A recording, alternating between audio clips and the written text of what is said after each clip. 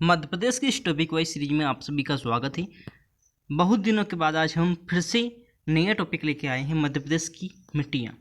आपको वीडियो को लाइक करना है, सब्सक्राइब करना है, चैनल को जितना हो सके उतना शेयर करना है। चलो वीडियो को स्टार्टिंग करते हैं अब मध्य प्रदेश की मिट्टियाँ से। जैसे कि आप सभी लोग जानते हो कि इससे पहले हमारे बहुत सारे टॉपिक हो चुके हैं। यहाँ लेक्चर नंबर 14 है। इससे पहले वाले लेक्चर की प्ले लिस्ट बनी हुई है, यदि आप देखना चाहें तो उससे आप चैनल को विजिट कर सकते हैं। चलो बिना किसी देरी के हम शुरू करेंगे मध्य प्रदेश की मिट्टियाँ। तो सबसे पहले तो हम बात कर लेते हैं मध्य प्रदेश की मिट्टियों की। तो धरातल के ऊपरी परत जो मतलब डेफिनेशन की बात कर लेते हैं, तो जो धरातल है सबसे ऊपर जो भाग होता है उसे धरातल कहते हैं, भूप्रवृत्ति कहते हैं। ओके, तो धरातल के ऊपरी परत जो पेड़ पौधों के उगने व बढ़ने की आवश्यक तत्वों को प्रदान करती है उसे ही मिट्टी कहा जाता है। यह हुई डेफिनेशन हुई मिट्टी की कि जो धरातल का ऊपरी भाग है उसमें पेड़ पौधों को उगने और उनको बढ़ने के लिए जो पोषक तत्वों की प्रदान करती है वह कौन होती है? मिट्टी होती है। ओके, बात कर लेते हैं नेक्स्ट फैक्ट की। मिट्टी चट्टान तथा जीवाश्म के मिश्रण से बनती है। कैसे बनती है? तो मिट्टी चट्टान तथा जीवाश्म के मिश्रण से मिलकर बनती है। नेक्स्ट बात कर लेते हैं, मध्य प्रदेश के मंडला, बालाघाट, शहडोल, उमरिया में लाल तथा पीली मिट्टी की अधिकता पाई जाती है। मंडला, बालाघाट, शहडोल, उमरिया में लाल पीली मिट्टी की अधिकता पाई जाती है। मध्य प्रदेश में काली मिट्टी दक्कन ट्रेप अथवा बेसाल्ट जैसी अग्नि चट्टानों के ऋतु अपक्षय से निर्मित होती है। मध्य प्रदेश में काली मिट्टी दक्कन ट्रेप तथा बेसाल्ट जैसी अग्नि चट्टानों के ऋतुक्षय से बनती है। ओके, आपको बात करें सबसे ज़्यादा जल धारण की क्षमता किस मिट्टी में होती है? तो सबसे ज़्यादा जल धारण की क्षमता काली मिट्टी में होती है। मतलब सबसे ज़्यादा समय तक पानी कौन रोक के रखती है? तो काली मिट्टी सबसे ज़्यादा पानी रोक के रखती है। ओके, सोख लेती है पानी को ज़्यादा। नेक्स्ट बात कर लेते हैं, मध्य प्रदेश के सर्वाधिक भूभाग पर कौन सी मिट्टी है? तो मध्य प्रदेश के सर्वाधिक भूभाग पर 47% भाग पर काली मिट्टी ही पाई जाती है। सबसे ज़्यादा काली मिट्टी देश की बात करें तो सबसे ज़्यादा किस राज्य में पाई जाती है? तो यहाँ सबसे ज़्यादा महाराष्ट्र में पाई जाती है। और मध्य प्रदेश में सबसे ज़्यादा मिट्टियों में सबसे ज़्यादा मिट्टी कौन सी पाई जाती है? तो मिट्टियों में हमारी काली मिट्टी सबसे ज़्यादा परसेंट पर पाई जाती है। कितने? तो 47% इस बात। नेक्स्ट बात कर लेते हैं, काली मिट्टी के तहत सर्वाधिक क्षेत्र साधारण काली मिट्टी का है। काली मिट्टी के अंदर भी 3 प्रकार की होती हैं, उसमें सबसे ज़्यादा क्षेत्र किसका है? तो साधारण काली मिट्टी का। ओके, काली मिट्टी का काला रंग किसके अधिकता के कारण होता है? तो काली मिट्टी का काला रंग लोहे की अधिकता के कारण होता है। नेक्स्ट बात कर लेते हैं, जलोढ़ मिट्टी की प्रकृति कैसी होती है? तो जलोढ़ मिट्टी की प्रकृति उदासीन होती है, जो किसके लिए उपयुक्त होती है? तो गन्ने के लिए बहुत ज़्यादा उपयुक्त होती है। सर्वाधिक उपजाऊ मिट्टी कौन सी है? तो सर्वाधिक उपजाऊ मिट्टी की बात करें सर्वाधिक उपजाऊ मिट्टी जलोढ़ मिट्टी ही होती है, जैसे जो एक उदासीन मिट्टी है जिसका पीएच मान 7 होता है। ओके, मतलब पानी के बराबर इसका पीएच मान होता है। नेक्स्ट बात कर लेते हैं, मध्य प्रदेश में प्रमुख रूप से 5 प्रकार की मिट्टी पाई जाती है। कितने प्रकार की? 5 प्रकार की मिट्टी पाई जाती है। और नेक्स्ट फैक्ट है, जलोढ़ मिट्टी परतों के रूप में पाई जाती है। जो जलोढ़ मिट्टी है वो परतों के रूप में पाई जाती है। सबसे पहले एक हम मिट्टी की बात करें तो काली मिट्टी की सबसे पहले बात करेंगे। काली मिट्टी उसे ही रेगड़ मिट्टी भी कहा जाता है। ओके, काली मिट्टी को ही क्या बोलते हैं? रेगड़ मिट्टी। तो बात कर लेते हैं इसकी। तो इसमें मुख्य रूप से लोहा एवं चूना होता है। काली मिट्टी में सबसे ज़्यादा क्या होता है? तो लोहा और चूना होता है। फास्फेट, जैव पदार्थों एवं नाइट्रोजन की कमी पाई जाती है।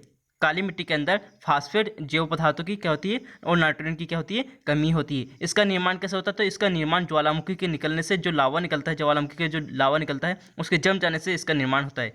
और इसका आप बात करते हैं या क्षारीय होती है अम्लीय, तो यहाँ एक क्षारीय प्रकृति की होती है। तो मतलब इसका पीएच मान 7 से अधिक होगा। यदि क्षारीय प्रकृति की होगी तो 7 से अधिक होगा। कितना है? तो 7.5 से 8.5 इसका पीएच मान होता है। किसके लिए सबसे अच्छी होती है? तो काली मिट्टी सबसे अच्छी कहीं कपास के लिए सबसे अच्छी होती है, गेहूँ एवं सोयाबीन के लिए भी अच्छी होती है। ओके, मतलब सबसे अच्छी फसल क्या होती है? तो कपास सबसे अच्छी फसल काली मिट्टी में होती है। नेक्स्ट बात कर लेते हैं, यह मिट्टी मध्य प्रदेश में सबसे अधिक क्षेत्र 47% पर पाई जाती है। मध्य प्रदेश में 47% भाग पर यहाँ मध्य प्रदेश में पाई जाती है। ओके, सबसे ज़्यादा भाग पर जो मालवा का पठार, नर्मदा, सोनघाटी तथा सतपुड़ा मिकाल श्रेणी में है। मतलब सबसे ज़्यादा कहाँ पर है? मालवा का पठार, नर्मदा, सोनघाटी, सतपुड़ा मेकल श्रेणी के अंदर का पाई जाती है। मैं ये मैप के द्वारा आपको बताने वाला हूँ।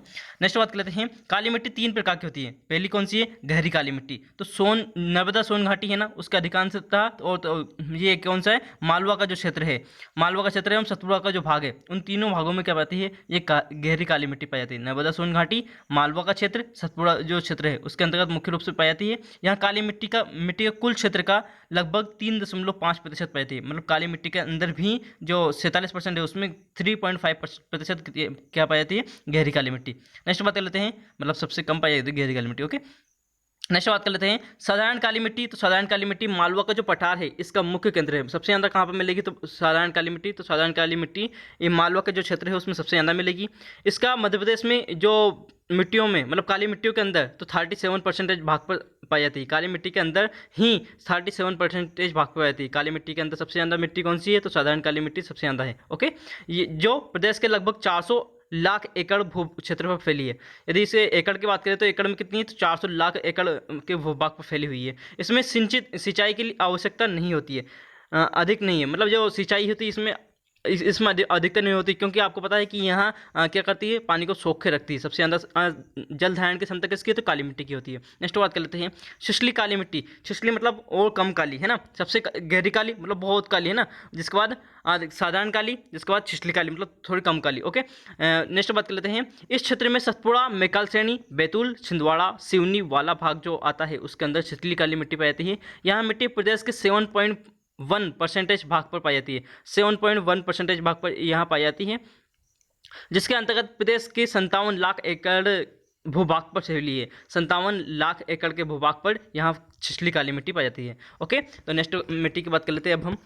हमारी आइए अब नेक्स्ट मिट्टी, तो यहाँ है लाल पीली मिट्टी। लाल पीली मिट्टी से एक क्वेश्चन बहुत इंपॉर्टेंट जो बनता है कि फेरिक ऑक्साइड, मतलब जो लाल पीला रंग है यहाँ रंग किसकी वजह से होता था? पीला रंग किसकी वजह से होता है? तो पीला रंग फेरिक ऑक्साइड के जल अपघटन से होता है। जो लाल पीली मिट्टी का है पीला रंग कैसे होता है? तो पीला रंग फेरिक ऑक्साइड के जल अपघटन के वजह से क्या हो जाता है?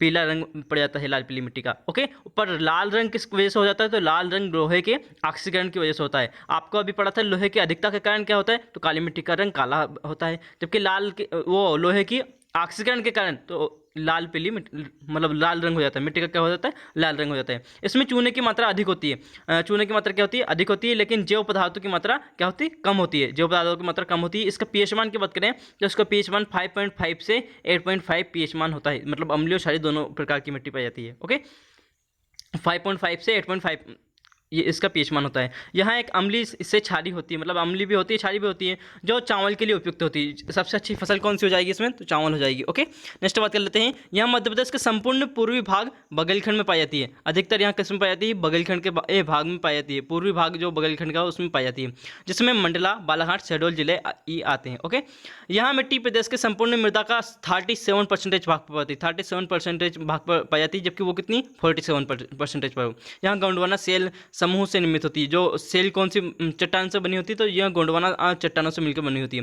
नेक्स्ट बात कर लेते हैं जलोढ़ मिट्टी। जलोढ़ मिट्टी सबसे उपजाऊ मिट्टी पाई जाती है। अच्छा, अब सबसे ये क्वेश्चन बहुत पूछा जाएगा कि सबसे ज़्यादा उपजाऊ मिट्टी कौन सी है? तो जलोढ़ मिट्टी। अब यहाँ कैसे बनती है? तो यहाँ नदियों के द्वारा जो पानी बहाकर लाती है नदियाँ, वो जमाती है, मिट्टियाँ जमाती है, तो उससे बनती है जलोढ़ मिट्टी। ओके, अच्छा ऐसे याद कैसे रखेंगे कि ये पानी के द्वारा बहाकर लाई गई मिट्टी को क्या कहते हैं? तो जलोढ़ मिट्टी कहते हैं। ये जल आ गया तो मतलब जलोढ़ मिट्टी कहते हैं। ओके, इसका क्षेत्र क्या है? तो मध्य भारत का जो क्षेत्र है वो उसे मध्य जो भारत है उसका क्षेत्र है, जिसमें भिंड, मुरैना, श्योपुर, ग्वालियर व शिवपुरी जैसे जिले आते हैं। इनके अंदर यहाँ जलोढ़ मिट्टी पाई जाती है। ओके, अभी मैप के द्वारा समझेंगे।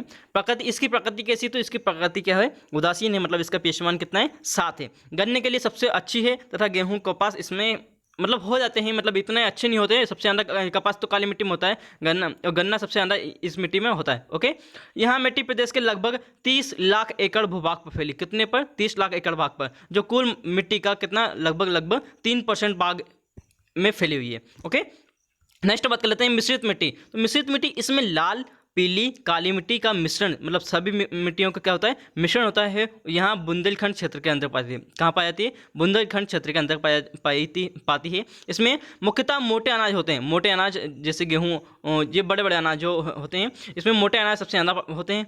इस मिट्टी में नाइट्रोजन, फास्फेट एवं कार्बनिक पदार्थों की अल्पता पाई जाती है। इसमें के अंदर नाइट्रोजन, फास्फेट, कार्बनिक पदार्थों के मतलब कम मात्रा में होते हैं। कछारी मिट्टी की बात कर लेते हैं कि बाढ़ के दौरान नदियों द्वारा बहाकर अफवाह में बिछाई गई मिट्टी को क्या बोलते हैं? कछारी मिट्टी। जो बाढ़ आती है, अधिक बाढ़ आने के कारण यहाँ मिट्टी जम जाती है, उसे क्या बोलते हैं? कछारी मिट्टी कहते हैं। इसका विस्तार भिंड, मुरैना, श्योपुर, ग्वालियर आदि जिलों में पाया जाता है। कहाँ कहाँ पर? भिंड, मुरैना, श्योपुर और ग्वालियर आदि जिलों में यहाँ इसका विस्तार पाया जाता है, मतलब यहाँ मिलती है। इसमें गेहूँ, गन्ना, कपास आदि ये फसलें मुख्यतः होती है। मतलब सबसे ज़्यादा फसल कौन सी होगी? तो गेहूँ, गन्ना, कपास आदि ये फसलें अधिकतर होती है। अब इसके अलावा मिट्टी के कुछ अन्य फैक्टर देख लेते हैं। मध्य प्रदेश में मृदा अपरदन कृषि भूमि के लिए सबसे बड़ी समस्या है। अपरदन बहुत होता है, मतलब मृदा का क्या होता है, क्षरण बहुत ज़्यादा होता है, जिससे कृषि को बहुत ज़्यादा नुकसान होता है। मध्य प्रदेश के अंदर सर्वाधिक मृदा अपरदन कहाँ पर होती है, तो चंबल नदी सर्वाधिक मृदा अपरदन करती है। चंबल नदी के अंतर्गत आपने नाम सुना होगा बीहड़, कहाँ पर, मुरैना में सबसे ज़्यादा बीहड़ पाए जाते हैं, जहाँ पर डाकू रहते थे। ओके, नेक्स्ट है चंबल नदी द्वारा मृदा अपरदन से गली का निर्माण होता है, गलियों का निर्माण होता है, मतलब बहुत बड़े बड़े बड़े गड्ढे खुद जाते हैं ये चंबल नदी के द्वारा। मिट्टी का अपक्षरण को क्या कहते हैं, यह क्वेश्चन पूछा हुआ है एमपीपीएससी का प्रवेश ईयर का क्वेश्चन है। क्या है, मिट्टी के अपक्षरण को क्या कहते हैं, तो मिट्टी के अपक्षरण को ही रेंगती हुई मृत्यु कहा जाता है। क्या बोलते हैं, रेंगती हुई मृत्यु किसे कहते हैं, तो मिट्टी के अपक्षरण को ही रेंगती हुई मृत्यु कहा जाता है। नेक्स्ट बात कर लेते हैं, तेज जलधारा द्वारा मिट्टी का घेरा काटने को क्या कहते हैं, तो जो एकदम एक साथ जो लगातार पानी बहेगा तो उससे क्या होती है, मिट्टी कट जाती है। उसे जब वो मिट्टी कट जाएगी तो उसे वो नलिकाएं पड़ जाती है, एक नली के समान पड़ जाती है, उसे बोलते हैं अवनलिका अपरदन। ओके, अवनलिका अपरदन। मृदा अपरदन जल के अलावा वायु से भी होता है, वायु से भी मृदा का अपरदन होता है। ओके, तो इस टाइप से हमने पूरे कंप्लीट किए हैं हमने मध्य प्रदेश की इस सीरीज टॉपिक में हमने किया मध्य प्रदेश की मिट्टियाँ, जो हमने कंप्लीट कर चुके हैं। इसके अलावा आपने यदि प्रीवियस जो हमारे लेक्चर से है नहीं देखे हैं तो आप प्ले लिस्ट पर चले जाइए, सब लेक्चर से एकदम आपको मिल जाएंगे सीरियल वाइज। ओके, चलो, तो इसके आगे हमारा टॉपिक आएगा। अब ये वीडियो कम से कम 7 से 8 दिनों का बाद आया है, परंतु अब जो वीडियो होंगे वो डेली आएंगे। ओके, बने रहे हमारे साथ।